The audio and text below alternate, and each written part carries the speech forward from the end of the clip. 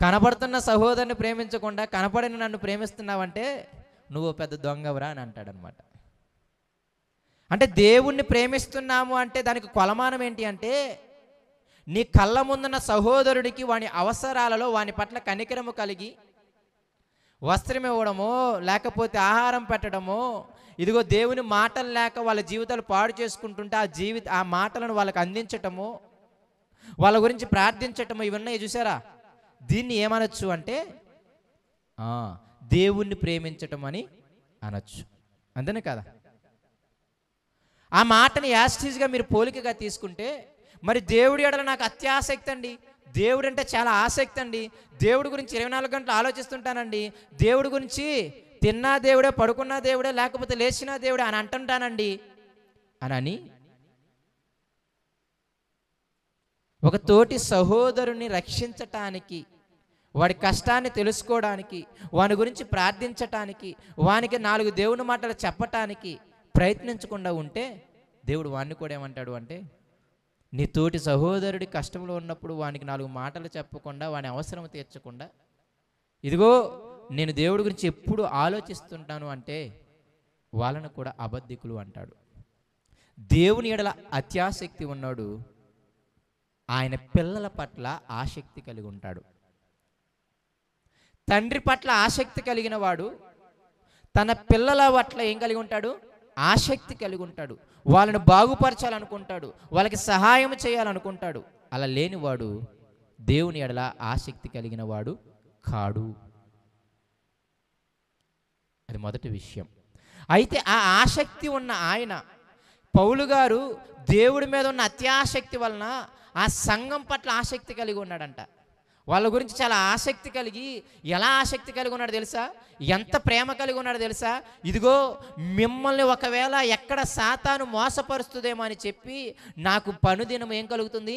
భయం కలుగుతుంది అన్నాడు.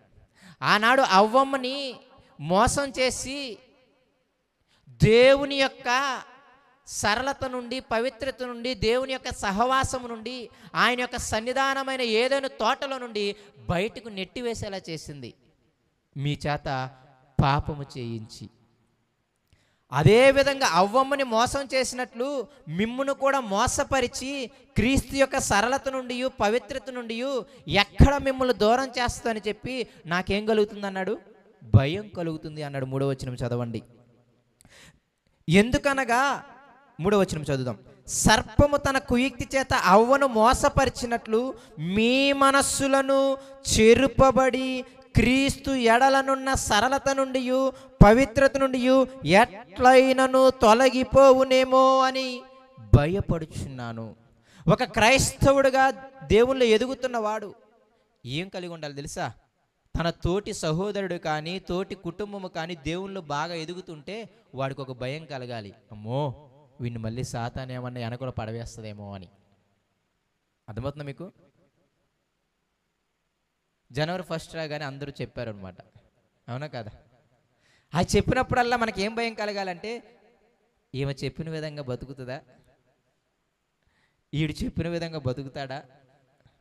ఈయన చెప్పిన విధంగా ఈ సంవత్సరంలో తీసుకున్న తీర్మాన విధంగా బ్రతుకుతాడా అనే భయం ఎవరికన్నా కలిగిందా?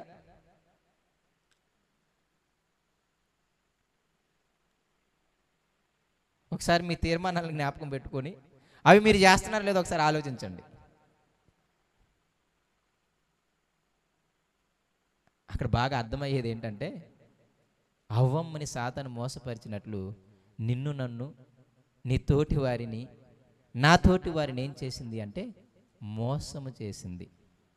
ఆ రోజు అందరూ ఎమోషనల్గానే మాట్లాడతాం, కానీ ఒకసారి వెనక్కి వెళ్ళండి.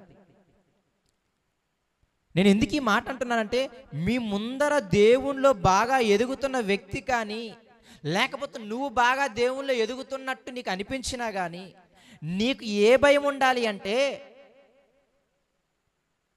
సాతాను ఎక్కడ ఆ వ్యక్తిని లేకపోతే నన్ను మళ్ళీ తన కుయుక్తి చేత మోసపరుచుదేమో, ఆ యేసయ్య యొక్క సరళత నుండి, పవిత్రత నుండి, ఆయన మార్గంలో నుండి మళ్ళీ నన్ను పడవేస్తుందేమో అన్న భయము ప్రతి ఒక్కరూ కూడా కలిగి ఉండాలి.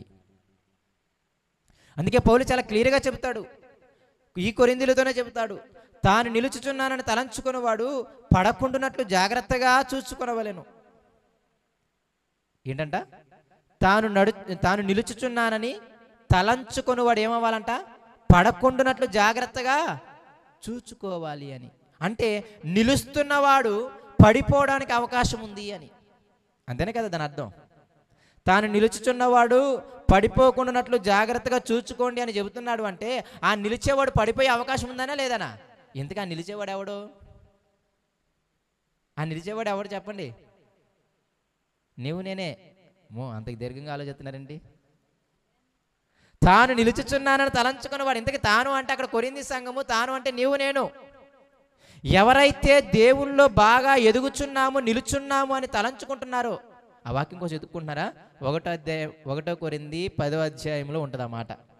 12వ వచనమా? 1 కొరింథీ 10:12. దాన్ని మళ్ళీ తీపిస్తా, ఇప్పుడు ఓన్లీ జ్ఞాపకం చేస్తున్నాను అంతే. దాన్ని ఎక్స్ప్లెయిన్ చేయడానికి మళ్ళీ సమయం ఉంది, అందుకు నేను దాన్ని తీయమని చెప్పలేదు. ఎందుకు నేను ఈ మాట చెబుతున్నానంటే, దేవుణ్ణిలో ఎదుగుతున్నవాడు పడిపోవటానికి అవకాశం ఉంటుంది. నీ తోటి సహోదరుడు కానీ, నీ కుటుంబంలో ఉన్న నీ తోటి వ్యక్తులు కానీ, లేకపోతే నీ సంఘము కానీ, వీళ్ళందరూ ఎవరన్నా దేవుణ్ణిలో బాగా ఎదుగుతున్నారని మీకు ఆలోచన వచ్చినప్పుడు ఎలాగైతే సంతోషిస్తారో అదే విధంగా వాళ్ళ పట్ల భయం కూడా కలిగి ఉండండి. ఎక్కడ సాతాను వీరిని మళ్ళీ మోసం చేస్తుందన్న భయము మీరు నేను కలిగి ఉండాలి. ఎందుకయ్యా భయం కలిగి ఉండాలి అంటే, దేవుణ్ణిలో ఎదిగేవాడిని సాతాను ఏం చేస్తుంది అంటే పడవేయడానికి ట్రై చేస్తుంది. ఈ మాట నిజమేనా కాదా? దానికి ప్రూఫ్గా మనందరము కూడా లూకాసు సువార్త 22వ అధ్యాయము 31వ వచనం చూడండి. లూకాసు సువార్త 22వ అధ్యాయము 31వ వచనము. నిజంగా సాతాను పడవేస్తుందా? పడవేయడానికి దేవునికి ఏమన్నా అడుగుద్దా? బాగా దేవుణ్ణిలో ఎదుగుతున్న వ్యక్తులను చూసి, ఇదిగో వీడి నేను పాడు చేయాలనుకుంటున్నాను, నువ్వు పర్మిషన్ ఇవ్వని సాతాను అడుగుతుందా అంటే కంపల్సరీగా అడుగుతుంది. ఎవరిని అడుగుద్ది అంటే సాక్షాత్ యేసయ్యని అడుగుతుంది. 22వ అధ్యాయం 31వ వచనం.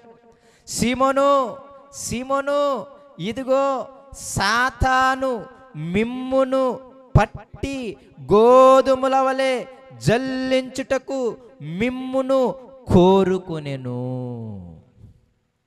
సాతాను ఎంత ధైర్యమైందో చూడండి. యేసయ్య దగ్గరికి వెళ్ళి ఆ 12 మందిని గురించి ఏమడిగిందంటే మిమ్మును అన్నాడు అక్కడ, అంటే శిష్యులందరినీ. ఆ అందరూ కూడా బాగా ఎదిగేస్తున్నారు 12 మంది. ఆ 12 మంది శిష్యులు అసలు 3.5 సంవత్సరాలు యేసయ్యని పెట్టి విడిచిపెట్టి వెళ్ళట్లేదంట. ఎన్ని శోధనలు వచ్చినా యేసయ్యని వెంబడిస్తే ఆ యూదులు ముప్పతిప్పలు పెడుతున్నా సరే వీళ్ళు దాక్కొని యేసయ్యని వెంబడించారు తప్ప ఎక్కడ కూడా పరిసయ్యులకి సద్దూకయ్యులకి వాళ్ళు ఏం చేయలేదు, భయపడలేదు. అంటే యేసయ్యని శ్రమలకి కూడా సహించుకొని వీళ్ళు ఏం చేశారు తెలుసా? వ్యక్తులకు కూడా భయపడకుండా యేసయ్యని వెంబడించారు వాళ్ళు. ఇది చివరి మాటలు. సుమారు 3 సంవత్సరాలు లేకపోతే 3.5 సంవత్సరాలు అప్పటికి యేసయ్యతో నడిచారు ఎవరు? శిష్యులు. కాలం కూడా గమనించండి. 3 సంవత్సరాలు సుమారుగా అనుకోండి. 3 సంవత్సరాలు యేసయ్యని వాళ్ళు వెంబడించారు. ఎలా వెంబడించారు తెలుసా? 28వ వచనంలో సాక్షాత్ యేసయ్య చెప్తాడు చూడండి. నా శోధనల్లో నాతో కూడా నిలిచి ఉన్నవారు మీరే. ఎక్సలెంట్ మాట అనమాట. శిష్యులతో అంటున్న మాట, నా శోధనల్లో, నా ఇబ్బందుల్లో, నా అక్కర్లో నన్ను ఇతరులు చంపుదామన్నప్పుడు, లేకపోతే నా మాటలు విన్నప్పుడు మిమ్మల్ని చంపేస్తానన్నప్పుడు మీరేం చేశారు తెలుసా? నాతో ఉన్నవారు మీరే. 4000 మందికి 5000 మందికి నేను రొట్టెలు పంచాను, చేపలు పంచాను. నా కాళ్ళ మీద పడేసిన రోగులను, చాంద్ర రోగులను, దెయ్యం పట్టిన వారందరిని నేను స్వస్థపరిచాను. నా ప్రసంగం ఉన్నప్పుడల్లా 1000 మంది కూడుకున్నారు. కానీ విషయం ఏంటంటే చివరికి వచ్చేసరికి అంతమంది మిగలలేదు. అర్థమవుతుందా మీకు? మరి వాళ్ళందరూ ఎందుకు తొలగిపోయారు? యేసయ్యని నమ్ముకుంటే వాళ్ళని ఇబ్బంది పెడుతున్నారు. యేసయ్యని నమ్ముకుంటే ఇబ్బంది పెడుతున్నారు, అవునా కదా? దానికి ప్రూఫ్గా మీకు తెలుస్తుంది. పుట్టుగుడ్డివాడు, అవునా కదా? పుట్టుగుడ్డివాడిని ఆయన నయం చేస్తే అసలు ఆ పరిసయ్యులు సద్దుకలు హింసిస్తారు ఆయన్ని. నిన్నెవడు చేశాడో చెప్పు, నిన్నెవడు బాగు చేశాడో చెప్పు అని హింసిస్తారు, అవునా కదా? చివరికి వాళ్ళ తల్లిదండ్రులకి దగ్గరికి వెళ్తారు. ఇదిగో వీడు నిజంగానే మీ కుమారుడేనా, ఇంకొకటి ఎవడన్నా ఉన్నాడా, వీడు నిజంగా చిన్నప్పటి నుండి గుడ్డివాడేనా, లేకపోతే ఇప్పుడేమన్నా మాయమంత్రం చేసి గుడ్డివాడికి యాక్టింగ్ చేశాడా అని ఈవెన్ వాళ్ళ తల్లిదండ్రులు కూడా అడుగుతారు. చివరికి వాళ్ళ తల్లిదండ్రులు కూడా భయపడి ఏమంటారు తెలుసా యూదులకి, వాడు వయసు వచ్చినోడయ్యా అని అడుక్కోండి అని చెప్పేస్తారనమాట. ఎందుకు ఈ మాటలు చెబుతున్నాను అంటే, యూదులు చాలా ఇబ్బంది పెట్టారు. ఆ టయానికి చూస్తే మీరు పుట్టుగుడ్డి వారిని తోసేస్తారు యూద మతం నుండి, అవునా కదా. యేసయ్య మళ్ళీ కనుగొని వాడిని ఎత్తుకొచ్చుకుంటాడు. పుట్టుగుడ్డను తోలేస్తారు, యూద మతంలో నుండి వెళ్ళేస్తారు. యేసయ్య మళ్ళీ వాడిని కనుగొని వెళ్తాడనమాట. అంటే ఎందుకు నేను ఇదంతా చెప్తున్నానంటే, ఆయన వెంబడించే వాళ్ళని కూడా చాలా ఇబ్బంది పెట్టారు. అలా ఇబ్బంది పెట్టకపోతే అందరూ నమ్మేవారు యేసయ్యని. నేను ఎందుకు చెబుతున్నాను అంటే, సాతాను ఎవరిని నాశనం చేయడానికి అడుగుతుందో వాళ్ళ గురించి చెప్తున్నాను. రోడ్డు మీద పోయేవాడిని యేసయ్య దగ్గరికి వెళ్ళి నేను నాశనం చేస్తాను అడగదు. ఎందుకు తెలుసా, ఆడాలని నా కింద ఉండాలని ఏం అవసరం లేదు అంటారు యేసయ్యని. యేసయ్య ఎవరిని గూర్చి, క్షమించండి, సాతాను ఎవరిని గూర్చి యేసయ్య దగ్గరికి వెళ్ళి అడుగుతుందో మీరు గమనించాలి. ఎవరైతే ఎన్ని కష్టాలు వచ్చినా, ఎన్ని నష్టాలు వచ్చినా, ఎన్ని రోగాలు వచ్చినా, ఎన్ని ఇబ్బందులు వచ్చినా ఆయన యందల విశ్వాసాన్ని, ఆయన యందల ప్రేమని, ఆయన మాటల్ని విడిచిపెట్టకుండా ఉంటారు చూసారా, వాళ్ళని మాత్రము కంపల్సరీగా యేసయ్య దగ్గరికి వెళ్ళి వాడిని నేను నాశనం చేద్దాం అనుకుంటున్నా, నాకు అవకాశం ఇయ్యి అని అడుగుతుంది.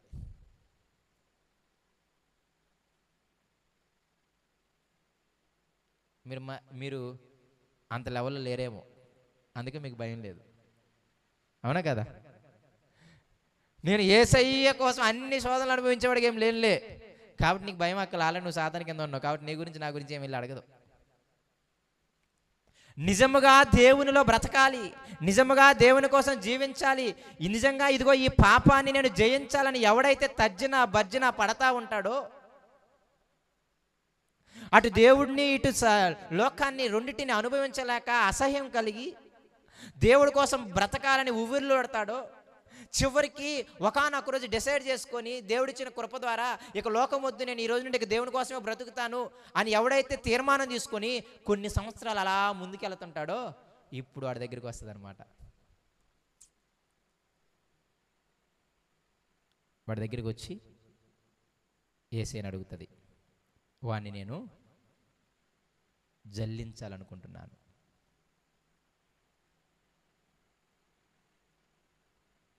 కొంతకాలమే సాతాను విడిచి వెళ్తుంది. ఈ మాట కూడా బాగా జ్ఞాపకం పెట్టుకోండి.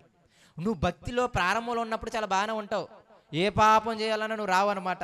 ఎప్పుడు బైబిల్, ఎప్పుడు ప్రార్థన, ఎప్పుడు సహవాసము బాప్తిజం తీసుకున్న ఊబిలోట్లో కంపల్సరీ నువ్వేంటో ఎప్పుడు సహవాసం, అమ్మో నేను మళ్ళీ లోకంలో పడిపోతున్న భయంతో ఎప్పుడు ఉంటావు, కాబట్టి సాతాను నీ దగ్గరికి రాదు.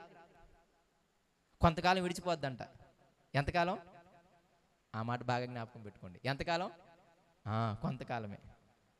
తర్వాత మంచి ఆపర్చునిటీ ఎతికి ఎతికి ఎతికి ఆపర్చునిటీ దొరికిన తర్వాత ఇప్పుడు మళ్ళీ వస్తుందంట నీ దగ్గరికి.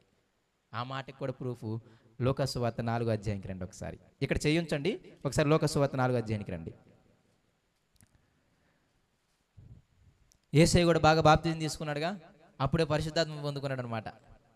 ఓకేనా. 40 రోజులు మంచిగా ఉపవాసం ఉన్నాడు. యేసయ్యని తక్కువ చేయడానికి కాదు కానీ మీకు అర్థమవడానికి చెప్తున్నాను. యేసయ్య అప్పుడే బాప్తిజం తీసుకున్నాడు, అప్పుడే పరిశుద్ధాత్మను పొందుకున్నాడు, 40 రోజులు మంచి ఉపవాసం చేశాడు. ఈ 40 రోజులు తెగ ఇసుకిచ్చింది సాతాను. ఓకేనా. కానీ విషయం ఏమైందంటే యేసయ్య లొంగలేదు. ఎందుకు? తీసుకున్న ఫస్ట్ డేస్ కదా, కంపల్సరీ ఉంటారనమాట. ఉంటారా? ఉండరా? ఉంటారు. కాబట్టి యేసయ్యని 30 తిప్పలు పెట్టి అంతా ఇసుకిచ్చి ఇక ఈడు దొరకలే, నా వల్ల కాదులే ఇప్పుడు అని చెప్పి ఏం చేసిందంటే చూడండి సాతాను 13వ వచనం. అపవాది ప్రతి శోధనను ముగించి, ఏంటంట? ప్రతి శోధనను ముగించి, మనకు 3 కనపడతాయి కానీ అన్ని రకాలుగా ఇసుకిచ్చేసింది సాతాను. అర్థమవుతుందా? ఏడాడ దొరుకుతాడా అని యేసయ్యని అన్ని రకాలుగా శోధించిందంట. అన్ని రకాల ఆశలు చూపించేసింది యేసయ్యకి. కానీ యేసయ్య ఏమవలేదు, బాప్తిజం తీసుకొని పరిశుద్ధాత్మను పొందుకున్న తొలినాళ్ళు కాబట్టి కంపల్సరీగా పడిపోయారు అనమాట. అప్పుడు ఏమైందంటే లొంగకపోయేసరికి అపవాది ఏమైందంటే చూడండి, కొంతకాలము ఆయనను విడిచిపోయెను. ఎంతకాలము? కొంతకాలం. కొంతకాలం విడిచిపోయిందంటే నీ దగ్గరికి రాదనుకోమాకండి. ఆ కొంతకాలం ఏం చేస్తుంటే తెలుసా, నీ దగ్గరికి రాకుండా దూరం నేను అబ్జర్వేషన్లో పెడుతుంది అనమాట. ఎక్కడ పడుతుంది? అబ్జర్వేషన్లో పడుతుంది. ఇంగ్లీష్లో ఆ పదం చాలా బాగుంటుంది అనమాట. అంటిల్ ఆపర్చునిటీ టైం వచ్చేంత వరకు నిన్ను అబ్జర్వేషన్లో పెడుతుందంట. ఇడు మళ్ళీ దొరుకుతాడు ఒక నెల పోతే, ఏదో కొత్త మోజు అనమాట. ఒక 2 నెలలు పోతే 3 నెలలు పోతే మళ్ళీ ఇడు దొరుకుతాడు అని కొంతకాలం విడిచిపెట్టింది అంటే ఇక వాడిని పట్టించుకోకుండా వెళ్ళిపోయిందని కాదు, ఆపర్చునిటీ టైం కోసం ఎదురు చూస్తుందంట, ఎప్పుడు దొరుకుతాడా అని. ఆ మాట ఇంగ్లీష్లో చాలా బాగుంటుంది, కాబట్టి ఒకసారి చదువుతాను, మీరు వినండి చాలు. He departed from him until an opportunity time. అంటే సాతాను విడిచి వెళ్ళిపోయింది యేసయ్యని. ఎంతవరకు అంటే ఒక ఆపర్చునిటీ టైం దొరికేంతవరకు. సాతాను గర్జించు సింహం వల్ల ఎవరిని మింగుదునా అని ఏం చేస్తున్నాడు? కాబట్టి మీరు ఏమై ఉండాలి? మెలకుగా ఉండాలి. అంటే నీ దగ్గరికి రాకపోవచ్చు కానీ వాడి 2 కళ్ళు నీ మీదే, వాడి దూతలంతా ఫోకస్ నీ మీద నా మీదే. ఎప్పుడు దొరుకుతావా, ఎప్పుడు దొరుకుతావా, ఎప్పుడు దొరుకుతావా అని ఎదురు చూపించి చూపించి చూపించి ఒక సేవకుడు ఒక 10 సంవత్సరాలు దొరికిపోతాడు అనమాట.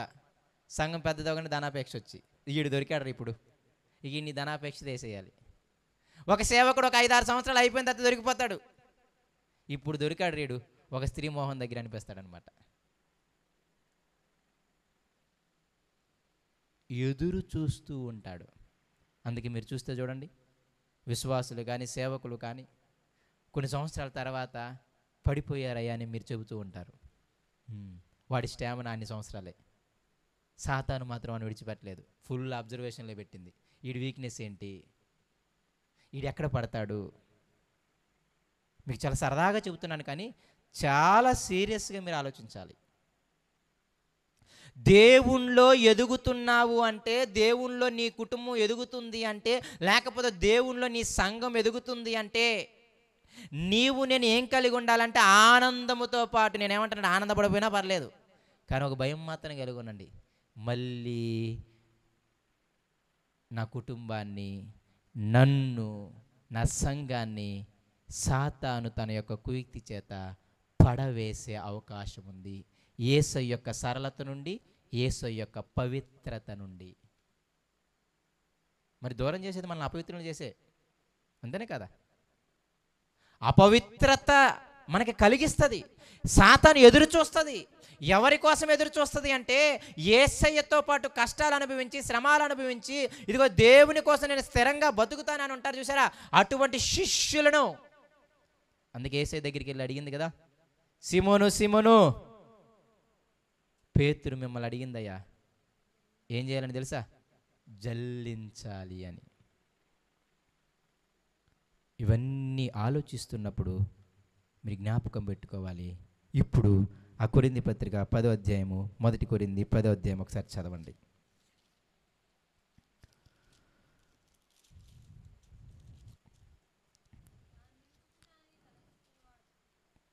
ఎన్నో వచనము? 12వ వచనం చదవండి. తాను నిలుచుచున్నానని తలంచుకొనివాడు పడకుండానట్లు జాగ్రత్తగా చూచుకొనవలెను. ఎంతకీ ఎప్పుడు ఈ మాట చెప్పాడు తెలుసా? ఆ మాట అర్థం అవ్వాలంటే పై సందర్భం అర్థం అవ్వాలి, కింద సందర్భం అర్థం అవ్వాలి. నిలుచున్నవాడు ఏ విషయాల్లో పడిపోతాడు తెలుసా? తనకు కలిగిన శోధనలో పడిపోతాడు. అవునా కదా? అందుకేనా కింద ఏమంటాడు తెలుసా? సాధారణంగా మనుష్యునికి కలుగు శ్రమ తప్ప ఏమీ సంభవించట్లేదు అంటాడు. అంటే నిలుచుచున్నాను అనుకుని తలంచుకున్నాడు పడిపోయేది ఎప్పుడంటే నీకు శ్రమ వచ్చినప్పుడు. అది మొదటి విషయం గుర్తెట్టుకోవాలి. ఓకేనా? ఆ మాట మళ్ళీ చదవండి కావాలి అంటే. మీరు కనెక్షన్ మిస్ అయితే నేనేం చేయలేను. 10వ అధ్యాయం 12వ వచనము మళ్ళీ నేను చదువుతాను, ఒకసారి చూడండి. తాను నిలుచుచున్నానని తలంచుకున్నాడు పడకున్నట్లు జాగ్రత్తగా చూసుకోవాలి. మీరు ఎప్పుడు పడతారు తెలుసా? మీకు శోధన కలిగినప్పుడు పడతారయ్యా. కాబట్టి ఆ శోధన గురించి మాట్లాడుతూ, మీకు కలిగే శోధన కూడా సాధారణంగా కలిగే శోధనయ్యా, కాబట్టి దాని విషయంలో పడిపోమాకని అంటున్నాడు ఆయన. ఇంతకీ ఏంటయ్యా శోధన, ఏంటయ్యా శ్రమ అంటే పైన చెబుతాడు 4 రకాల శోధనలు చెబుతాడు. ఇజ్రాయేలు 4 రకాల శోధనలు పడ్డారంట. మొదటి శోధన ఏంటి అంటే విగ్రహారాధన. 7వ వచనం చదవండి. వారిలో కొందరు ఎవరో ఏం చేశారు? విగ్రహారాధికులై ఉన్నారు కాబట్టి మీరేం చేయొద్దు, విగ్రహారాధికులు అయి ఉండొద్దు, మొదటిది. రెండవది ఏంటంటే వ్యభిచారము. మూడవది ఏంటంటే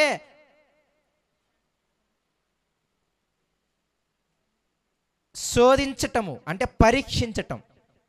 9వ వచనంలో అందుకంటాడు, మన ప్రభువుని మనం ఏం చేద్దాం? శోధింపకుందుం. ఎందుకు శోధింపకుందాం? వ్యభిచారము చేసినా ఏం అనడలే అనుకుని వాళ్ళు ఏం చేశారు తెలిసి ఇష్టం వచ్చినట్టు చేశారు, అలా శోధించారు. కాబట్టి వాళ్ళందరినీ ఏం చేశాడు? 23,000 మందిని చంపేశాడు. అంటే నేను ఒక అలైంగిక సంబంధం నేను కలిగి ఉన్నా, విగ్రహారాధన చేస్తున్నా, దేవుడు నన్ను ఏమనట్లేదుగా. నీవు నేనేమైనా తప్పు చేసినప్పుడు ఏమంటే చంపట్లే, అవునా కదా? అర్థమవుతుందా మీకు? ఒక స్త్రీ ఒక పురుషుడు కలిసిన వెంటనే చంపేస్తే మళ్ళీ కలవడానికి ఏమి ఉండేది కాదు. దానివల్ల ఏం చేశారు తెలుసా? ఒకసారి పాపం చేస్తే ఏమనలేదు, 2 సార్లు వ్యభిచారం చేస్తే ఏమనలేదు, 3 సార్లు వ్యభిచారం చేస్తే ఏమనలేదు. కాబట్టి వాళ్ళకి ఏమైపోయింది తెలుసా? దేవుణ్ణి శోధించారు, దేవుడు ఏమనలే, దేవుణ్ణి పరీక్షించారు వాళ్ళు. పాపము మళ్ళీ మళ్ళీ చేయడం మనకు ఉద్దేశం ఏంటంటే దేవుడు ఏం చేయలే అని ఆయన శోధించటం అన్నమాట, ఆయన పరీక్షించడం అనమాట. పాత నిబంధనలు అంటే ఎమ్మటే చంపేశారులే కానీ ఇప్పుడు ఏం చంపేస్తున్నాడు చెప్పండి? దావీదు పాపం చేయగానే తాను ఎమ్మటే తన కుమారుని చంపేశాడు, కానీ ఇప్పుడు ఎంతమంది పాపం చేయట్లేదు? అందరు కుమారులు బాగానే ఉన్నారు. అంటే పరీక్షించడం, దేవుణ్ణి పరీక్షించటమే దేవుణ్ణి శోధించడం అన్నమాట. అర్థమవుతుందా? 4వది ఏంటంటే సనగటం, దేవుడి మీద సనగడం. అంటే అర్థమేంటి తెలుసా? ఆయన శక్తి సామర్థ్యాలను శంకించటం. మీకు చెప్పిన విధంగా ఆయన ఏమెత్తలే. ఇంకేంటి తెలుసా? అంతకుముందు జీవితం బాగుంది ఇప్పుడు కంటే కూడా. ఇజ్రాయేల్ బాధ అదే.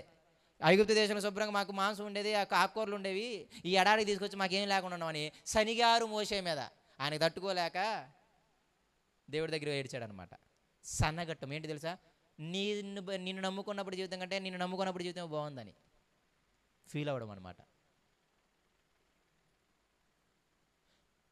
మీకు శ్రమలు వచ్చినప్పుడు, శోధనలు వచ్చినప్పుడు మీకు సాధారణంగా అనిపించేది, యేసుని నమ్ముకోకముందే కొన్ని శ్రమలు ఉండేవి, యేసుని నమ్ముకుంది దీని శ్రమలు వచ్చినాయి అని మీకు ఏమనిపిస్తుంది తెలుసా? యేసుని విడిచిపెడదాంలే అనిపిస్తుంది అనమాట. అందుకే అన్నాడు ఆయన, తాను నిలుచుచున్నానని తలంచుకున్నవాడు పడకుండానట్లు జాగ్రత్తగా చూసుకోండి. ఈ 4 రకాల విషయాలలో ఇజ్రాయేలులు ఏం చేశారంటే పడిపోయారయ్యా. దేవుని విడిచిపెట్టి చిన్న చిన్న శక్తుల వైపు వెళ్ళిపోయారు, ఆశ్రయదుర్గాన్ని మార్చేశారు, వ్యభిచారం చేశారు. ఎంత పాపం చేస్తున్నా దేవుడు ఏమనట్లేదని విర్రవీగి పరీక్షించారు, శోధించారు. వాళ్ళు ఏమన్నారు తెలుసా? దేవుని నమ్ముకున్నప్పుడు కంటే దేవుని నమ్ముకున్నప్పుడు మా జీవితాలు బాగున్నాయి అన్నారు. కానీ ఫ్యాక్ట్ ఏంటి ఆలోచించండి. బాగుంటే ఎందుకు పై ఏడ్చి దేవునికి మర్రెట్టారు చెప్పండి? ఐగుప్తు దేశంలో వాళ్ళు మాట్లాడేదానికి వాళ్ళకన్నా సెన్స్ ఉందో లేదో అనిపిస్తుంది ఒక్కోసారి. అర్థమవుతుందా మీకు? నేను అప్పుడప్పుడు అంటాను, మీరు సాధారణంగా మాట అంటారు, కానీ యేసుని నమ్ముకోకముందే బాగుందంటే మరి యేసుని నమ్ముకోకముందు బాగుంటే ఎందుకు యేసు దగ్గరికి వచ్చావు చెప్పు? జనరల్గా మీరు ఒకసారి ఆలోచించండి. యేసుని నమ్ముకోకముందే బాగుందంటే మరి ఎందుకు యేసు దగ్గరికి వచ్చావు? బాగలేదని యేసు దగ్గరికి వచ్చావు. నేను అంటాను, ఐగుప్తు దేశంలో చాలా బాగుంటే ఎందుకు అంతలావని మొర్రెట్టాలి, అంతలావని ఏడవాలి, ఎందుకు దేవుడికి మొర్రట్టి ఏడవాలి, పరలోకంలో ఉన్న ఎందుకు భూమి మీదకి తేవాలి, ఏడో మిద్యాన్లో ఉన్న మోషేని ఎందుకు తీసుకురావాలి ఆడికి? వాళ్ళు మొర్రెడితేనే కదా. మీ కన్నీళ్ళు చూశాను, మా ప్రాణాలు ఇసికిపోయాయి బాబో అని ఏడ్చారు దేవుని దగ్గర. మీ మొర్ర ఆలకించి మీ కన్నీటిని చూచి పరలోకం నుండి దిగొచ్చాంటారు ఆయన అన్నాడు ఆయన. మనం మాట్లాడేదానికి మనకు కూడా సెన్స్ ఉండదు ఒకసారి వెనక్కి వెళ్తే.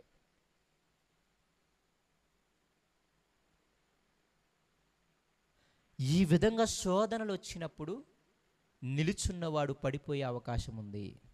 అంటే సాతాను ఈ విధంగా శోధిస్తుంది. పాత జీవితాన్నో పాత అలవాట్లను మళ్ళీ పునరావృతం చేసే స్థితిని మనందరికి వస్తుంది. చూడండి, మనందరము ఏదో ఒక వీక్నెస్ కలిగిన వారమే, కానీ డిఫరెంట్ వీక్నెస్లు అవ్వచ్చు. ఒకటికేమో ధనాపేక్ష, ఒకటికి ఇంకోటి, ఇంకొకటి, ఒకటికేమో ఎంజాయ్మెంట్, ఒకటికేమో స్త్రీ, ఇంకొకటికేమో ఇంకోటి. అవునా కదా? కానీ మొత్తానికి విషయం ఏంటంటే ఏదో ఒక వీక్నెస్లో మాత్రం అందరూ ఉంటారు. ఆ ఒక్క వీక్నెస్ చాలు సాతానికి మన లోకంలో పడేయటానికి. ఇప్పుడు మందు తాగడం తప్ప ఇంకే అలవాటు లేదంటారు మీరు, ఆ ఒక్క సిగరెట్ తప్ప ఇంకే అలవాటు లేదంటారు మీరు. కానీ ఆ ఒక్క అలవాటుతో జీవితాలు నాశనం అవుతున్నాయి లేదా? అవట్లేదా? కుటుంబాలే నాశనం అవుతున్నాయి, జీవితాలు కాదు. సాతాను ఎదురు చూస్తుంది. నేను ఇప్పుడు పాపంలో పడట్లేదులే, ఇప్పుడు చక్కగా ఉన్నానులని మీరు కానీ విర్రవీగితే, పౌలు అంతగా అడగాల్సిన చెప్పాల్సిన అవసరం లేదు. అందుకే పౌలు చాలా క్లియర్ కట్ అన్నాడు, తాను నిలుచుచున్నాను తలంచుకొని వాడు పడకున్నట్లు జాగ్రత్తగా చూసుకోండియా. శ్రమలు వచ్చినప్పుడు మీరు పడిపోతారు, కానీ మీకు తెలియని విషయం ఏంటంటే ఆ శ్రమలు మీరు సహించగలరు. మీకు తెలియని విషయం ఏంటంటే ఆ శ్రమలను తప్పించుకోవడానికి దేవుడు మార్గం కూడా మీకు తెలియచేశాడని ప్రోత్సాహం మాటలు చెప్తున్నాడు. మేము శ్రమ తట్టుకోలేక పడిపోయామయ్యా అని మీరు అనొచ్చేమో. ఆ పైన 4 రకాల శోధనలో మీరు పడిపోవచ్చేమో. కాబట్టి ఆయన పౌలు గారు ఈ కొరింథీ సంఘానికి 2వ పత్రికలో మళ్ళీ జ్ఞాపకం చేసేది ఏంటంటే, దయచేసి నాకు భయం కలుగుతుంది, మీ పట్ల నాకు భయం కలుగుతుంది, ఎక్కడ మీరు మళ్ళీ లోకంలోకి వెళ్ళిపోతారా అని, ఎక్కడ సాతాను మిమ్మల్ని తన కుయుక్తి చేత మోసం చేస్తుందా అని. దానికి ఎవరు అతీతం కాదు ప్రియమైన దేవుని పిల్లరా. దేవుణ్ణిలో ఎదుగుతున్న నీకైనా నాకైనా, దేవుణ్ణిలో ఎదుగుతున్న నీ కుటుంబాన్ని చూస్తున్నప్పుడైనా, లేకపోతే నీ సంఘాన్ని చూస్తున్నప్పుడైనా, లేకపోతే నీ సేవకుని చూస్తున్నప్పుడల్లా నీకు నాకు ఒక భయం ఎప్పుడు వెంటాడాలి. ఇంత బాగా ఎదుగుతుంటే సాతాను ఇతని మీద చాలా ఫోకస్ చేసి ఉంటుంది. ఎట్లాగైనా అతన్ని పడేయాలని చెప్పి ప్రయత్నిస్తూ ఉంటుంది. అలాగ ప్రయత్నిస్తూ పడేసింది కూడా. 12 మందిలో యోధాన్ని పడేసింది, గొప్ప జ్ఞానం కలిగిన సొలొమోను కూడా పడేసింది అని పోయిన వారని చెప్పాను నేను. జ్ఞానం ఉంది కదా అని విర్రవేగమాకండి, విద్య ఉంది కదా అని విర్రవేగమాకండి, ధనం ఉంది కదా అని విర్రవేగమాకండి, పేరు ప్రఖ్యాతులు ఉన్నాయి కదా అని విర్రవేగమాకండి. అలాంటి మహానుభావుడిని సొలొమోన్ని 30 తిప్పలు పెట్టింది సాతాను. పడేసింది, 30 తిప్పలు ఏం లేదు, శుభ్రంగా పడేసింది. శుభ్రంగా దేవుడు శిక్షించాడు. అప్పుడు మళ్ళీ బుద్ధి వచ్చింది సొలొమోనికి. కాబట్టి సాతాను ఎప్పటికైనా నిన్ను నన్ను పడవేయటానికి అవకాశం ఉంది. ఆ భయాన్ని మనం కలిగి ఉండాలి. అయితే ఈ భయం కలిగి ఉండడం వల్ల మనకేంటి ఉపయోగం? ఈ భయం కలిగి ఉంటే ఏం చేస్తాం? ఏం చేస్తాం తెలుసా? ఇప్పుడు దానిలో పడకుండా ఉండటానికి ప్రయత్నిస్తాం. దానిలో పడకుండా చేసేది ఎవరు అంటే దేవుడు. కాబట్టి మనం ఇప్పుడు ఆయన ఏం చేస్తాం తెలుసా? ప్రార్థిస్తాం. నేను పడిపోతాననే భయం దేవుణ్ణి ప్రార్థించేలా చేస్తుంది. అలా ప్రార్థించినప్పుడు వాణ్ణి పడిపోకుండా దేవుడు ఆపుతాడు. ఇందాక మనం చదివాం కదా, లూకా సువార్త 22వ అధ్యాయం 31వ వచనానికి రండి. పూర్తిగా మనం చదవలేదు, ఒక ముక్కే చదివాం. 31వ వచనానికి రండి. సీమోను సీమోను, ఇదిగో సాతాను మిమ్మల్ని పట్టి గోధుమల వల్ల జల్లించుటకు మిమ్మల్ని కోరుకొనెను గాని నీ నమ్మిక తప్పిపోకుండానట్లు నేను నీ కొరకు వేడుకొంటిని. ఇంగ్లీష్లో ఏమని ఉంటుందంటే నేను ప్రేయర్ చేశాను అని అంటాడు. వేడుకోవడం అంటే ఎవరిని వేడుకున్నాడు? ఇంతకీ యేసయ్య ఎవరిని వేడుకున్నాడు? యేసయ్య ఎవరిని వేడుకున్నాడు? దేవుణ్ణి వేడుకున్నాడంట. అంటే దేవునికి ప్రార్థన చేశాడంట.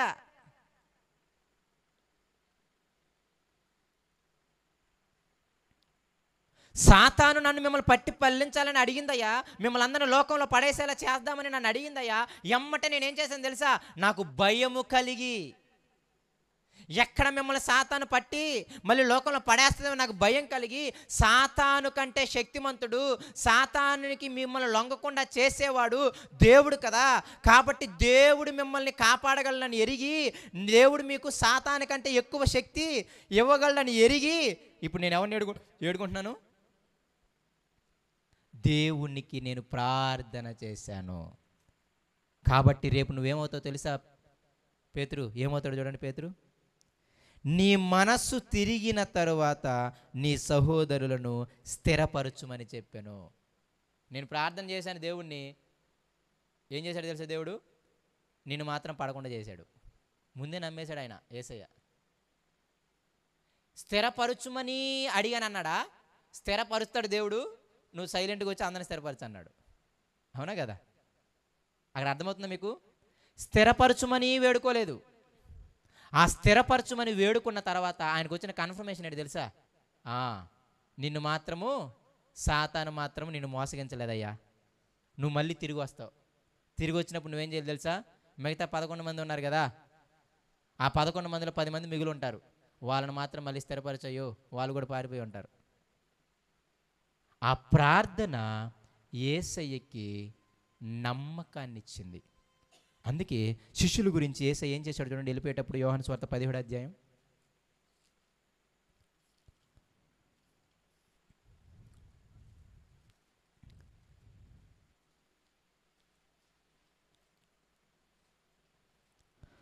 9వ వచనం. నేను వారి కొరకు ప్రార్థన చేయుచున్నాను. ఎవరి కొరకు?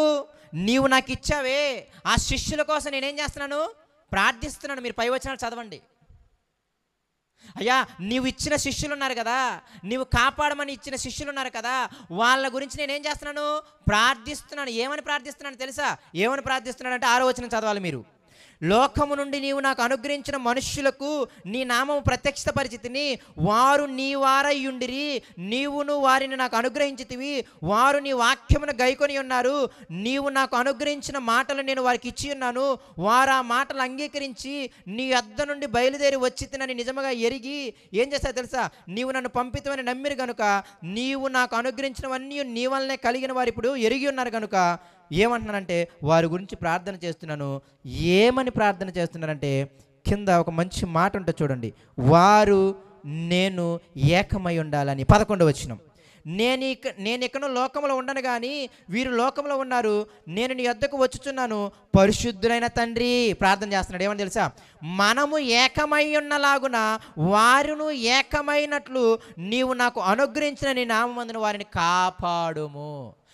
నువ్వు ఏకం కదా, నువ్వు పాపం చేయవు, నేను పాపం చేయను, నువ్వు సాతానికి లొంగవు, నేను సాతానికి లొంగను, అవునా కదా?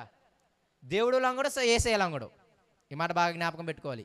ఏమని ప్రార్థిస్తున్నాడో కూడా మీరు జ్ఞాపకం పెట్టుకోవాలి. మొదట ప్రార్థన ఏంటి అంటే ఇదిగో వారు ఎలా ఉండాలి తెలుసా? నీవు నేను ఎలాగైతే ఏకమై ఉన్నామో వాళ్ళు కూడా అలాగ నీతో ఏకమై ఉండాలి. అంటే అర్థం ఏంటి తెలుసా? నీవు సాతానికి లొంగు, నేను సాతానికి లొంగను. నువ్వు సాతాన్ని జయించావు, నేను సాతాన్ని కాలి క్రిందేసి చితకు తొక్కా. కాబట్టి ఇప్పుడు వీళ్ళు కూడా ఏం చేయాలి? అలాగూ సాతాన్ని జయించేలాగున ఆయన ఏం చేశారంటే దేవుణ్ణి వేడుకున్నాడు. అర్థమవుతుందా మీకు? సాతానికి వారు లొంగకూడదు.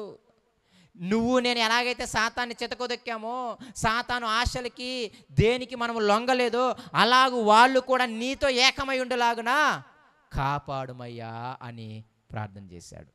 ఇంకా ఏమని ప్రార్థన చేశాడంటే 2వదిగా చూడండి, 15వ వచనము. నీవు లోకములో నుండి వారిని తీసుకొని పొమ్మని నేను ప్రార్థించటం లేదు కానీ దుష్టు నుండి వారిని కాపాడుమని ప్రార్థిస్తున్నాను. రెండో ప్రార్థన ఏంటి తెలుసా? వాళ్ళని ఎత్తుకెళ్ళిపోమని నేను ప్రార్థన చేయట్లేదు. ఎందుకంటే వాళ్ళు లోకంతోనే ఉండాలి, పాపులతోనే ఉండాలి. వాళ్ళని చంపేయమనో లేకపోతే వాళ్ళని తీసుకెళ్ళి అడవులో పెట్టమనో నేను అడగట్లేదు. కానీ నేనేం అడుగుతున్నానంటే వాళ్ళు పాపులతోనే ఉండాలి, పాపులతోనే జీవించాలి, పాపులతోనే కలిసి తినాలి, తిరగాలి. కానీ విషయం ఏంటి అంటే వాళ్ళ దుష్టత్వాన్ని మాత్రం వీళ్ళు ఏం చేయాలి? అంటించుకోకుండా ఉండాలి. కాబట్టి ఆ దుష్టత్వం నుండి వీళ్ళని ఏం చేయాలి? కాపాడయ్యా. అర్థమవుతుందా మీకు? భయము ప్రార్థన వైపు నడిపిస్తుంది. భయము నిన్ను నన్ను జయించే శక్తినిచ్చే దేవుని వైపు నడిపిస్తుంది.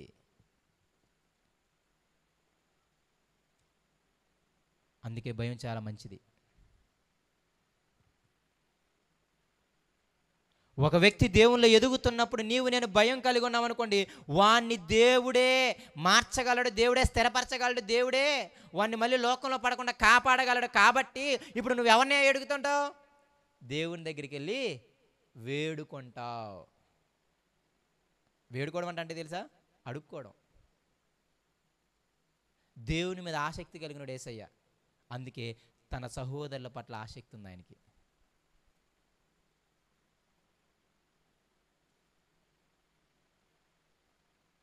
నీవు నేను అసలు నీ గురించి నువ్వు వేడుకోలేదు అంటే, ఇంకొక వ్యక్తి గురించి వేడుకోలేదు అంటే, నీ కుటుంబం గురించే నువ్వు వేడుకోలేదు అంటే అసలు నీకు దేవాసక్తి లేదు. ఇంకొక మాట చెప్తా, అసలు సాతాను అడగడంత క్వాలిఫికేషన్ కూడా నీకు నాకు లేదు. ఎంత దౌర్భాగ్యమైన స్థితి తెలుసు అది. శిష్యులకు ఒక క్వాలిఫికేషన్ ఉంది. సాతాన్ ఏమన్నా తెలుసా, వాడి గురించి ఎందుకు దేవుని అడగడు, ఆడ ఆల్రెడీ నాలుగు కింద ఉన్నాడని అంటుందన్నమాట సాతాన్. ఎంత దౌర్భాగ్యమైన స్థితిలో బతుకుతున్నామో ఒకసారి ఆలోచించండి ఎవరమైనా సరే. నిజంగా సాతాను యేసయ్య దగ్గరికి వెళ్ళి నిన్ను నన్ను పడేయడానికి అడిగే అంత గొప్ప జీవితము, అంత దేవుని ఎడల ఆసక్తి కలిగిన జీవితము, అంత కుటుంబం పట్ల, సంఘం పట్ల, వ్యక్తుల పట్ల, నీ వ్యక్తిగత జీవితం పట్ల ఆసక్తి ఉందో లేదో ఒకసారి ఆలోచించండి.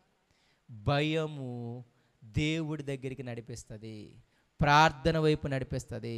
అందుకే యేసయ్య చాలా క్లియర్గా అన్నాడు, నేను మీ గురించి వేడుకున్నాను, నేను మీ గురించి ప్రార్థించాను, తండ్రితో మీరు ఏకమై ఉండాలి, దుష్టుడి నుండి మీరు తప్పించబడాలి.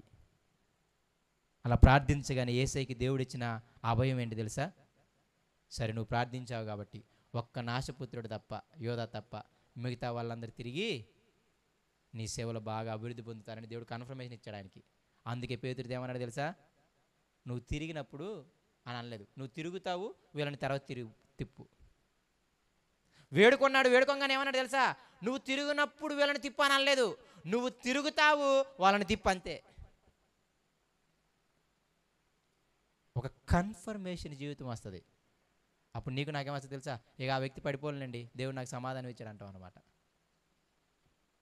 అప్పుడు ప్రశాంతంగా నీ భర్త గురించి భయపడాల్సిన అవసరం లేదు, నీ భార్య గురించి భయపడాల్సిన అవసరం లేదు, నీ పిల్లల గురించి భయపడాల్సిన అవసరం లేదు, ప్రశాంతంగా పడుకోవచ్చు. దేవుడు సాతానుని జయించటానికి శక్తినిస్తాడు, కానీ ఎప్పుడు అంటే ఆయన్ను వేడుకున్నప్పుడు. అందుకే మనందరికీ తెలిసిన మాట, మత్తయి సువార్త 20వ అధ్యాయము.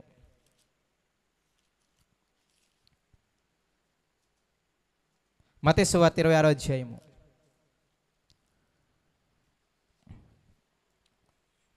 40వ వచనము. ఆయన మరలా శిష్యుల యొద్దకు వచ్చి వారు నిద్రించుట చూచి, ఒక గడి అయిన నాతో మేలుకొని ఉండలేరా? మత్తయి 26:41, 40వ వచనము. ఆయన మరలా శిష్యుల యొద్దకు వచ్చి, ఎవరో? యేసయ్య. వారు నిద్రించుట చూచి, ఒక గడి అయిన నాతో కూడా మేల్కొని ఉండలేరా? మీరు శోధనలో ప్రవేశించుకున్నట్లు మెలకువగా ఉండి ఏం చేయాలి? ప్రార్థన చేయుడి, ఆత్మ సిద్ధమే కానీ శరీరము బలహీనమని పేతురుతో చెప్పి. మీకు ఎప్పుడైనా అర్థమైందా? శోధనలో ప్రవేశించకుండా ఉండాలి అంటే, ఇంతగా శోధన అంటే మీకు చెప్పాను, చాలా ఉన్నాయి శోధనలు అంటే. అక్కడ ఒక 4 రకాల శోధనలు మనం చూసాం ఇజ్రాయేల్ దగ్గర, అవునా కదా? అటువంటి శోధనలో నీవు నేను పడకుండా ఉండాలి అంటే మెలకువ కలిగి నాతో ఉండండి అన్నాడు యేసయ్య. అక్కడ ఇంగ్లీష్లో చాలా బాగుంటుంది పదం, ఏముంటుంది తెలుసా? వాచ్ అండ్ ప్రే అంటాడనమాట. నన్ను చూడండి, ప్రేయర్ చేయండి, నన్ను చూడండి, ప్రేయర్ చేయండి, నన్ను చూడండి, ప్రేయర్ చేయండి. అంటే అర్థం ఏంటి తెలుసా? వాక్యాన్ని విత్తుకుంటా, వాక్యాన్ని చూసుకుంటూ, వాక్యాన్ని చదువుకుంటూ, వాక్యాన్ని హృదయంలో పెట్టుకుంటూ నాకు ప్రార్థన చేయండి. దాని అర్థం అదే, వాచ్ అండ్ ప్రే, అంతే. నాతో గడపలేరా అంటే ఏంటి? నాతో కలిసి ఉండలేరా? మీరు నన్ను చూడకుండా ఉండలేకపోతున్నారు ఒక గంట అయినా?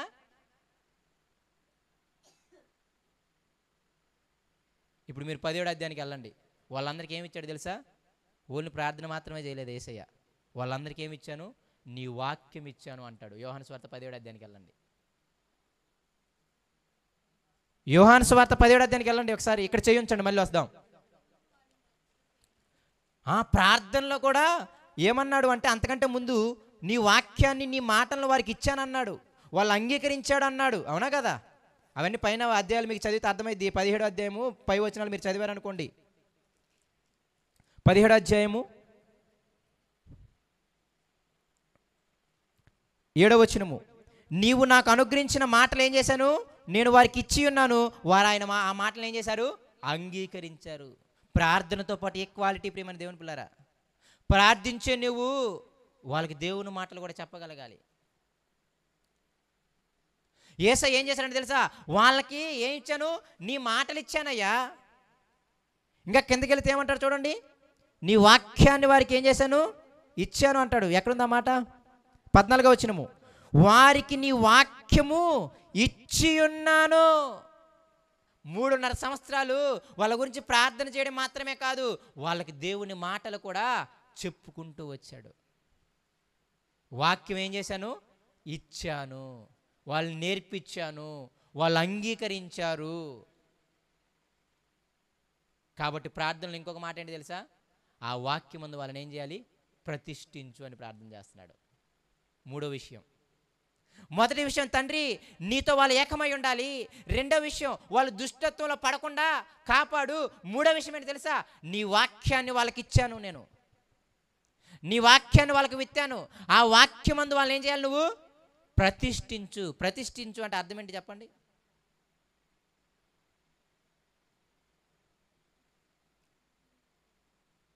ఎడ్వర్డ్ విలియం బాగా చెప్తాడు. తిష్ట అంటే మాట తెలుసా మీకు? ఈ మాట ఆయన దగ్గర ఫస్ట్ టైం విన్నా. వీళ్ళు టెస్ట్ వేసుకుని కూర్చున్నారు, మా ఇంట్లో వెళ్ళట్లేదు అంటారు చూసారా? అంటే అర్థం ఏంటి చెప్పండి?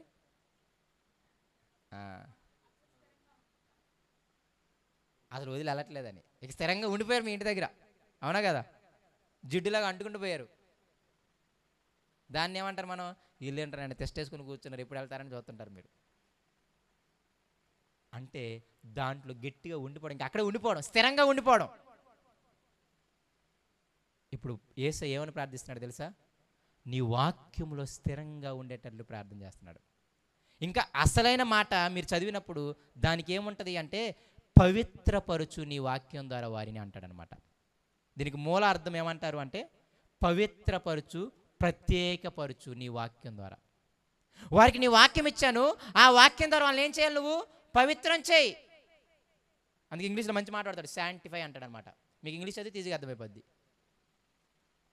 ఇంగ్లీష్లో చాలా ఈజీగా మాట అన్నాడు అనమాట. ఏమన్నాడు అంటే 17వ వచనం, sanctify them in the truth అన్నాడు. అంతే, సింపుల్ వర్డ్.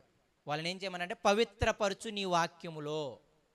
నీ వాక్యాన్ని ఇచ్చాను, ఆ వాక్యం ద్వారా వాళ్ళని ఏం చేయాలి? పవిత్రపరచు. నీ వాక్యాన్ని ఇచ్చాను, ఆ వాక్యం ద్వారా వాళ్ళని ఏం చేయాలి? ప్రత్యేకపరచు. నీ వాక్యాన్ని ఇచ్చాను, వాళ్ళని ఏం చేయాలి? ఆ వాక్యంలో స్థిరంగా నిలుచుని ఉండేటట్లు నువ్వు చెయ్యి అని కూడా ప్రార్థించాలి. ప్రార్థనలో పని కూడా ఉంది సుమా.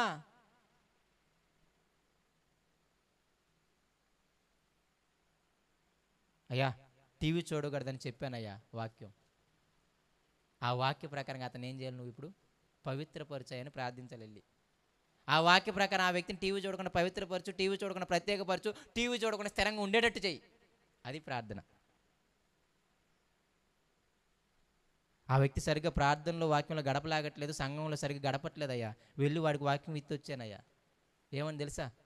రోజు బైబుల్ చదువుకో, ప్రార్థన చేసుకో, దేవునితో సహవాసం కలిగి ఉండు, సంఘంతో సహవాసం కలిగి ఉండు, సంఘంలో పరిచర్యలో జాగ్రత్తగా ఉండు అని చెప్పొచ్చానయ్యా అని చెబితే సరిపోదు.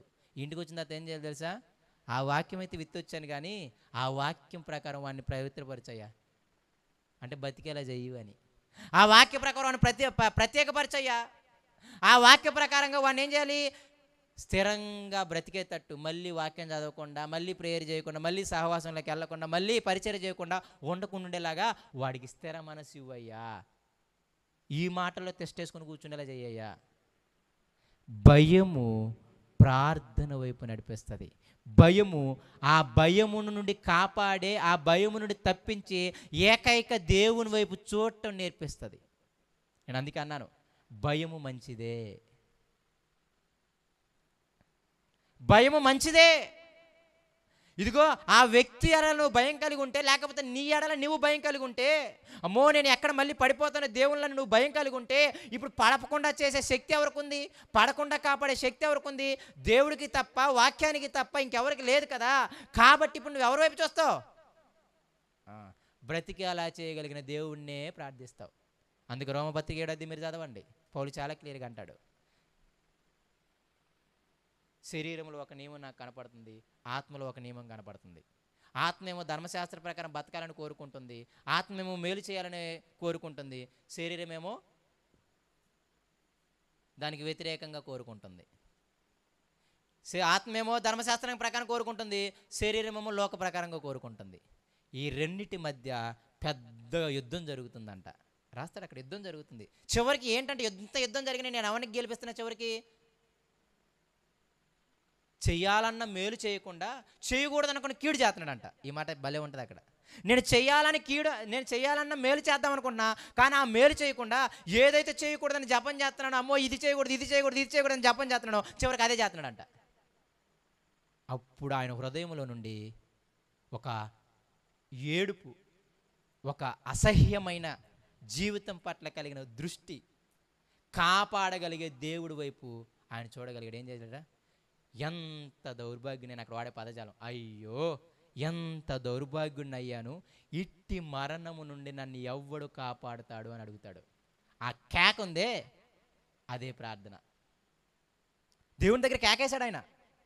దేవుని దగ్గర కూర్చొని నాకు అసహ్యం కలుగుతుంది అయ్యా, మాటి మాటికి శరీరం అవసరాలు పడుతున్నాను అంటే, మాటి మాటికి ఈ శరీరం యొక్క కోరికలను వీటిని నేను అణుచుకోలేక మాటి మాటికి పడిపోతున్నానయ్యా. నీ వాక్యం విన్నప్పుడు, సన్నిధానానికి వచ్చినప్పుడు, ప్రార్థించినప్పుడు, సహవాసాలు ఉన్నప్పుడు, అయ్యో మళ్ళీ ఈ శరీరాన్ని నేను గెలిపించకూడదు, ఆత్మనే గెలిపించాలని అనుకుంటున్నాను. కానీ మళ్ళీ ఇంటికి వెళ్ళిన తర్వాత, లేకపోతే మన పరిస్థితుల్లోకి వెళ్ళి, మన ఉద్యోగాల్లోకి వెళ్ళిన తర్వాత, మన యథాస్థితుల్లోకి వెళ్ళిపోయిన తర్వాత మళ్ళీ అదే శరీరాన్ని గెలిపిస్తున్నానయ్యా నేను. ఏ రోజైనా వేదన కలిగిందా మీకు? కలకపోతే దౌర్భాగ్యులు చచ్చిపోండి ఎక్కడన్నా దూకి. నిజంగా చెబుతున్నాను. దయచేసి బైబిల్ వదిలేసి వెళ్ళిపోండి. పాపంలో పడటం నేను తప్పని అనట్లేదు. అన్నిసార్లు పాపంలో పడుతున్నావు, అన్నిసార్లు వాక్యాలు వింటున్నావు, అన్నిసార్లు దేవుని దగ్గరికి వింటున్నావు. ఒక్కరోజన్నా నీ పాపం మీద నీకు అసహ్యం కలగలేదా? యేసయ్య సిలువ త్యాగం గుర్తొచ్చి ఆయన కోసం బతకాలని ఆశ కలగలేదా? ఎందుకు ఇంకా జీవితం చెప్పండి? నిజంగా ఆ కేక వేయనంత వరకు నీ పాపాన్ని నువ్వు జయించలేవు. పౌలు ఎప్పుడైతే ఆ కేక వేశాడో ఎమ్మట రాసిన మాట ఏంటి తెలుసా? తండ్రి అయిన దేవునికి యేసుక్రీస్తు ద్వారా నేను కృతజ్ఞతాస్తుతులు చెల్లిస్తున్నాను. ఎందుకంటే నేను ఆ కేక వేయగానే దేవుడు నన్ను కాపాడేశాడు. ఆ కేక వేయగానే ఇక ఇప్పుడు శరీరక్రియలు నేను నెరవేర్చట్లే. అదే ప్రార్థన, ఆ కేకే ప్రార్థన. తన జీవితం మీద తనకు అసహ్యం కలిగింది పౌలుకి. మాటలు మీరు ఎంత బాగా హృదయంలో పెట్టుకుంటే మీ జీవితాలు అంత బాగా ఉంటాయి. ఈ మాటలు ఎంత బాగా నా హృదయంలో పెట్టుకుంటే నా జీవితం అంత బాగా ఉంటుంది. ఈ మాటలు ఎవరైతే తాను నిలుచుచున్నానని తలంచుకుంటున్నాడో, ఎవరైతే భక్తిలో నేను ఎదుగుతున్నానని తలంచుకుంటున్నారో, వాళ్ళందరూ కూడా మళ్ళీ పడిపోకున్నట్లు కాపాడగలుగుతాయి. వాక్యాన్ని ఇచ్చాడు, ఇవ్వడం మాత్రమే కాదు, ఆ వాక్య ప్రకారంగా బ్రతికే మనసు ఇవ్వని దేవుని అడగాలి వాళ్ళకి. ఈనాడు చాలామంది విత్తుతున్నారులే కానీ వచ్చి ప్రార్థన చేసేవాళ్ళు లేరు. చాలామంది ప్రార్థన చేస్తున్నారులే కానీ విత్తేవారు లేరు. ఏ వాక్యం విత్తకుండా ఏమని ప్రార్థన చేస్తా చెప్పి వెళ్ళి? వాక్యం విత్తితే వాక్య ప్రకారం కొన్ని పవిత్రపరిచాయని ప్రార్థించగలం. నేను మాటలు చెప్పానయ్యా, ఆ మాటల ప్రకారం బతకలేకపోతున్నాడు, బతికేలా చెయ్యని ప్రార్థించగలం. ఏం చెప్పకుండా ప్రార్థిస్తే ఏం జరుగుతుంది చెప్పండి? అవి రేర్ కేసులు మాత్రమే. ప్రార్థన ద్వారా చాలా జరిగాయని మీరు వింటుంటారు, దాన్ని నేను కాదనను. కానీ అది 100లో 1-2 మాత్రమే జరుగుతుంది. దాన్ని మీరు గుడ్డిగా పెట్టుకొని ప్రార్థన ద్వారా అన్నీ జరుగుతాయంటే నేను అనను. నేను ఇప్పుడు అదే అడుగుతాను మిమ్మల్ని. మరి పౌలుని యేసయ్య కనిపించి పిలుచుకున్నాడు, ఇప్పుడు నన్ను కూడా అలా పిలుస్తూనే వస్తానంటే? పౌలు మాట పట్టుకొని నేను ఇప్పుడు అంటాను మిమ్మల్ని, నన్ను కూడా యేసయ్య నాకు కనబడి నన్ను పిలుచుకుంటేనే నేను వస్తానంటే? అదే పౌలు ఏమన్నాడు తెలుసా? మా సువార్త ద్వారా మిమ్మల్ని పిలుచుకున్నాడు అన్నాడు. అవి ఎక్సెప్షనల్ కేసెస్ అంతే. జరగవన్నది నా ఉద్దేశం కాదు, కానీ దాని మీద ఎక్కువ అనుకోకూడదు. మీరు అప్పుడప్పుడు వింటుంటారు పెద్ద మంచి సాక్ష్యాలు. నేను ఒక్క నిమిషం ప్రార్థన చేశాను అంతేనయ్యా, ఆ వ్యక్తికి తెలియదు, ఆ వ్యక్తి గురించి తెలియదు, ఇది తెలియదు, ఎవరో చెప్పారు విని చేశాను, అక్కడ కార్యం జరిగిందంట. నిజమే, చేస్తాడు దేవుడు. కానీ అవి నేనేమంటానంటే 100కి 1. కానీ అందరికి ఇచ్చిన సరళమైన ఆజ్ఞ ఏంటి అంటే, నువ్వు వెళ్ళాలి, చెప్పాలి, సర్వలోకానికి వెళ్ళాలి, సర్వసృష్టికి వెళ్ళాలి, ప్రతి ఒక్కడికి సువార్త చెయ్యాలి, చేసి వాడి గురించి వచ్చి ప్రార్థించాలి. ఇది అందరికీ చెప్పింది. లేకపోతే పౌలుకి తెలియదా? చక్కగా ప్రాంతంలో కూర్చొని ప్రార్థించడం తెలియదు ఆయనకి? పిచ్చోడే అంటే ఏమన్నా ఊరూరు తిరగడానికి. కాబట్టి ఆ ఒక్క విషయాన్ని పట్టుకొని సాధారణంగా ఇచ్చినవి మర్చిపోమాకండి. ఆ ఒక్క విషయం మిమ్మల్ని సోమరిపోతులను చేస్తుంది. వాక్యం చదవకుండా, ఇంకొక వ్యక్తి దగ్గరికి వెళ్ళి చెప్పకుండా. అంతేనే కదా? కాబట్టి నేను అందుకన్నాను, ప్రార్థన ప్రాముఖ్యం, వాక్యము కూడా ప్రాముఖ్యమే. నేను అందుకే ముందు వాక్యం విత్తి ప్రార్థన నేర్పించానని చెప్పలే. నేను ముందు ప్రార్థన చేశాడు, వాక్యం వినిపించాడు, మళ్ళీ ప్రార్థన చేశాడని చెప్తున్నాను. అది నాది ఓకే. ఒకవేళ మీకు ఒక వ్యక్తి గురించి తెలిసినప్పుడు వాడి గురించి ప్రార్థించండి. ప్రార్థించి, అయ్యా నాకు అవకాశం ఇవ్వు అతనికి సువార్త చేయడానికి, నాకు అవకాశం ఇవ్వు అతని దగ్గరికి వెళ్ళి మాట్లాడడానికి, నాకు ద్వారాలు తెరువు అతని దగ్గరికి వెళ్ళి చెప్పడానికి, హెచ్చరించడానికి, ప్రోత్సహించడానికి అని ముందు ప్రార్థన చేసి నీకు ద్వారాలు దేవుడు కంపల్సరీగా తెరుస్తాడు. తెరిచినప్పుడు వెళ్ళి వాడికి ప్రకటన చేసి మళ్ళీ వచ్చి నేను ప్రకటించానయ్యా, అయితే ఆ మాటల ప్రకారంగా వాడిని పవిత్రపరచు, ఆ మాటల ప్రకారంగా వాడిని ప్రత్యేకపరచు, ఆ మాటలు ఎందుకు స్థిరంగా ఉండేటట్టు వాడికి సహాయం చేయని మళ్ళీ ప్రార్థించాలి. అందుకే క్రమం ఏంటంటే ప్రార్థన, ప్రకటన, ప్రార్థన. ఈ క్రమాన్ని జ్ఞాపకం పెట్టుకోండి. ఒక ప్రాంతంలో నువ్వు సువార్తకుడికి పెడదామనుకున్నావు, అయితే దాని గురించి ప్రార్థిస్తూ ఉండు, సమయం త్వరగా తెరువు అని అడుగు దేవుణ్ణి. అదేం తెలియజేస్తుందంటే నీకు వాళ్ళ పట్ల ఆసక్తిని తెలియజేస్తుంది. ముందు ఎందుకు ప్రార్థించమంటాడు తెలుసా? నీకు ఆసక్తి ఉందో లేదో తెలియడానికి. ఆసక్తి ఉంటే డైలీ ప్రార్థిస్తావు, అంతేనే కదా? అది టెస్ట్ చేయడానికి ప్రార్థించమని అడుగుతాడు ఆయన. అది టెస్ట్ చేయడానికి కొన్ని రోజుల వరకు ద్వారాలు తెరవడు ఆయన. వీడికి అసలు నిజంగా ఆసక్తి ఉందా వాళ్ళ పట్ల? ఏదో ఖాళీగా ఉన్నప్పుడు వెళ్ళేసి, ఏదో ఫ్రీగా ఉన్నప్పుడు వెళ్ళేసి, ఈరోజు ఖాళీగా ఉన్న కదా అలా వెళ్ళొద్దాంలే అనే మైండ్ని కూడా పరీక్షిస్తాడు ఆయన. క్రమము చూడండి. అరే బాబు, యేసయ్య లాంటోడు ప్రార్థన చేశాడు, నువ్వు నేను ఎంతటోళ్ళని చెప్పండి. పౌలు లాంటోడు ప్రతి సంఘం గురించి మానక ఎడతెగక మిమ్మల్ని కాపాడే తండ్రి ఎదుట మోకాళ్ళుని మీ గురించి ప్రార్థన చేస్తున్నాను అంటున్నాడు. పేతురు లాంటోడు మధ్యాహ్నం 12ంటికి వెళ్ళి ప్రార్థన గదికి వెళ్తున్నాడు. పౌలు లాంటోడు సాయంత్రం పూట ప్రార్థన గదికి వెళ్తున్నాడు. వాక్యం చదవడానికి మీరు ఎలాగ వెళతారో ప్రత్యేకంగా ప్రార్థించడానికి కూడా అలాగే వెళ్ళండి. అప్పుడు వాక్యం చదవమాకండి, ఇబ్బంది ఏం లేదు. కంపల్సరీ ఇది మాట చెప్పగలను. కావాలంటే ఒకరోజు నీకు అరగంట కుదిరితే అరగంట వాక్యం చదువు, నెక్స్ట్ రోజు అరగంట ప్రార్థన చేయి, నెక్స్ట్ రోజు అరగంట వాక్యం చదువు, నెక్స్ట్ రోజు అరగంట ప్రార్థన చేయి. వాక్యం కంటే ప్రార్థన గొప్పదన మాకు, ప్రార్థన కంటే వాక్యం గొప్పదన మాకు. వాడే పెద్ద దొంగ అంతే. నెంబర్స్ ఎవరేసినా నమ్మమాకండి అంతే. బల అంటాడు అరోరా అన్న, రేపు 27వ తారీఖు వచ్చి అన్న దగ్గర ఆ మాట విన్నా ఫస్ట్ టైం. ఎవడైతే నెంబర్స్ చేస్తున్నాడో వాడే దొంగని గుర్తుపెట్టుకుని అన్నాడు. బైబిల్లో నెంబర్స్ ఎక్కడ వేయలే. ఎడతాగక వాక్యం చదవమన్నాడు దివారాత్రులు, ఎడతాగక ప్రార్థించమన్నాడు, సమయం ముందు అసమయం ముందు ప్రకటించమన్నాడు. ఊరే అవన్నీ అడతాగక చేయమన్నాడు. అంటే అర్థమేంటి తెలుసా? ప్రతిరోజు చేయాలి. ప్రతిరోజు వాక్యమైన గుమ్మం దగ్గర నిల్చొని వాక్యాన్ని వినమన్నాడు ఆయన. అవునా కదా? జ్ఞానాన్ని. మరి ఇప్పుడు దేనికి ఫస్ట్ ప్లేస్ వేద్దాం చెప్పండి? ఏది ఫస్ట్ ప్లేస్ కాదు. ఆరాధన ఫస్ట్ ప్లేస్ కాదు, వాక్యం సెకండ్ ప్లేస్ కాదు. ప్రార్థన ఫస్ట్ ప్లేస్ కాదు, ఆరాధన సెకండ్ ప్లేస్ కాదు, వాక్యం థర్డ్ ప్లేస్ కాదు. అలా ప్లేస్లు వేస్తే మన జీవితాలు అలాగే ఎండిపోతాయి. అన్నీ సమయానుగుణంగా, సందర్భానుగుణంగా జరగాల్సిందే. వాక్యం చదవాల్సిన టైంలో చదవండి, ప్రార్థించాల్సిన టైంలో ప్రార్థించండి. దేవుడు నీకు మేలు చేసినప్పుడు కృతజ్ఞతాస్తుతులు చెల్లించండి. దేవుడిని ఈరోజు నేను ఆరాధించాలనిపించినప్పుడు చక్కగా కూర్చోబెట్టి ఆయన నామాన్ని స్తుతించుకొని, ఆయన నామాలు జ్ఞాపకం తెచ్చుకొని స్తుతించండి. దీనికి టైం ఏం లేదు. సందర్భాన్ని బట్టి, మనస్సును బట్టి ఆరాధించాలంటే ఆరాధించుకోండి, చదవాలనుకుంటే చదవండి, ప్రార్థించాలంటే ప్రార్థించండి. దేవుడి దగ్గర అడుక్కోండి, ఏ సమయంలో ఏది చేయాలి, ఆ మనసు నాకు ఇవ్వు అని. నాకు అన్ని చేయాలని ఉందయ్యా, అన్నిటినీ సమయానుగుణంగా, సమయపాలనలో ఎప్పుడు అవసరమో, నా భక్తి జీవితానికి ఏది ఎప్పుడు అవసరమో అది చేసినట్లు నాకు సహాయం చేయని అడిగితే ఆయనకి నీకు ఏం ఇస్తాడు తెలుసా? వాక్యం చదవాలన్నప్పుడు వాక్యం చదవాలని ఇంట్రెస్టే ఇస్తాడు. ప్రార్థించాలనుకున్నప్పుడు ప్రార్థించాలని ఇంట్రెస్టే ఇస్తాడు. ఇదిగో ఒకడికి వెళ్ళి సువార్త చేయాలన్నప్పుడు సువార్త చేయాలని ఇంట్రెస్టే ఇస్తాడు. ఇదిగో ఈరోజు దేవుడు నీకు చేసిన మేలు ఒకసారి తలపోసుకొని చక్కగా ఆయన స్తుతించు అన్నప్పుడు ఆ స్తుతించే మనసే ఇస్తాడు. మనకు అడిగే మనసు లేదంతే. కంపల్సరీగా ప్రతి ఒక్కరూ జ్ఞాపకం పెట్టుకోండి, దేవుణ్ణి అడగకుండా దేవుడు దయచేయుడు. నన్ను అడగట్లేదు, నేను మీకు ఇవ్వట్లేదు. మీరు అనేకమైన ఆశిస్తున్నారంట, మీరు అనేకమైన కోరుకుంటున్నారంట, కానీ నా దగ్గరికి వచ్చి మరి ఇవ్వగలిగే నన్ను మాత్రం ఎవరు అడగడంట, కాబట్టి నేను ఇవ్వట్లేదు అంటాడు. ఒకవేళ అడిగిన వీళ్ళు ఎందుకు అడుగుతున్నారంటే భోగేచ్చల కోసం అడుగుతున్నారంట, కాబట్టి నేను ఇవ్వనన్నాడు. ఒకటి అడిగే వాళ్ళకి ఇవ్వట్లేదు, అడగకపోయినా ఇవ్వట్లేదు. అడగడం నేర్చుకోండి.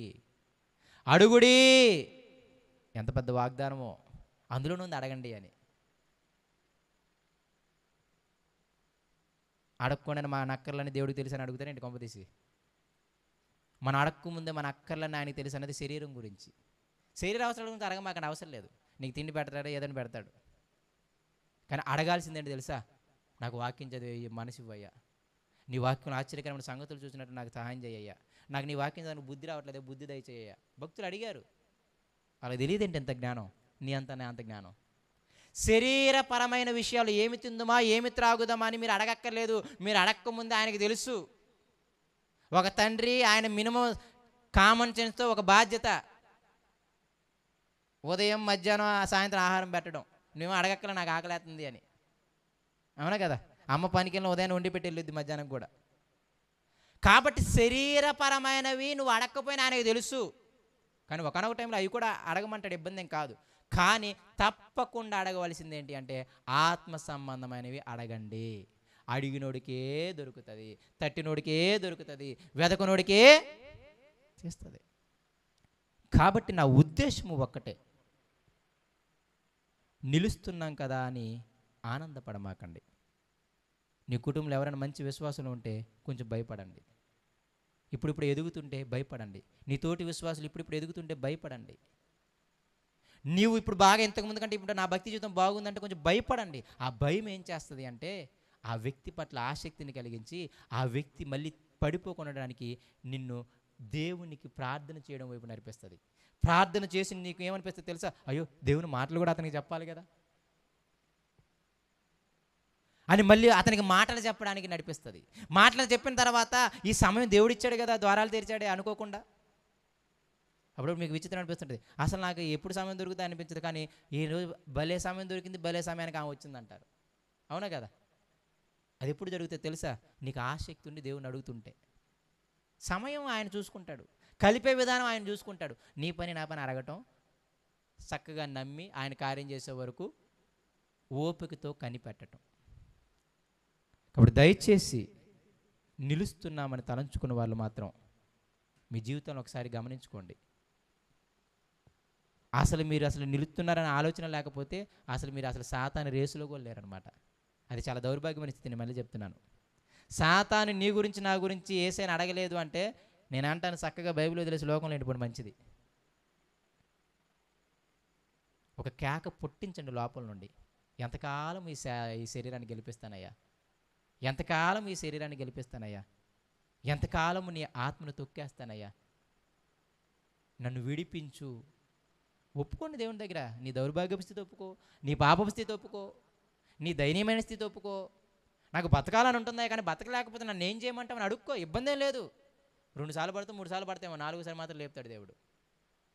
ఆ అడిగే స్థితే లేకపోతే జీవితాంతం పడుతూనే ఉంటావు, లేపే స్థితి ఉండదు. ఒకవేళ పాపం గురించి కొన్ని రోజులు అడుగుతున్నారు, మళ్ళీ పడిపోయారు అనుకో, నిరుత్సాహపడమాకండి. మళ్ళీ దేవుడు విడిచిపెట్టేస్తాడని భయపడమాకండి, మళ్ళీ అడగండి దేవుణ్ణి. ఒకేసారి పాపాన్ని మానడం కూడా అంత ఈజీ ఏం కాదు.